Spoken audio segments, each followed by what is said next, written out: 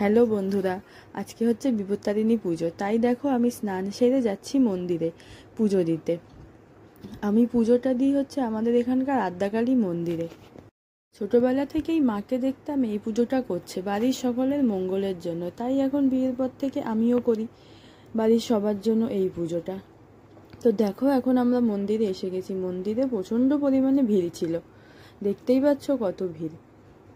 তোমরা কে কে কোন মন্দিরে বিপত্তারিণী পুজো করছো আমায় কমেন্ট করে জানিও। কিন্তু তোমরা যে যে কসবা এলাকায় থাকো তোমরা নিশ্চয়ই চিনবে এই আদ্যাকালী মন্দির, আর জানবেও যে এই মন্দিরে কতটা পরিমাণে ভিড় হয়। কিন্তু এই বছরে অনেকটাই ভিড় কম ছিল।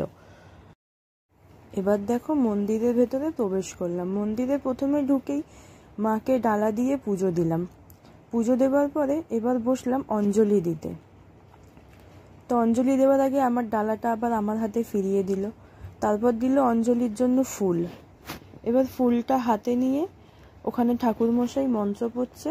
তো এবার সবাই অঞ্জলি দেবে। দেখো আমিও অঞ্জলি দিচ্ছি। তারপর অঞ্জলি দিয়ে ব্রত কথা শুনে আমি আমার পুজো শেষ করলাম। পুজো শেষে মায়ের প্রসাদ গ্রহণ করে তারপর দেখো বাড়ি ফিরে এলাম। তো আজকের ভিডিওটা এইটুখানি, টাটা।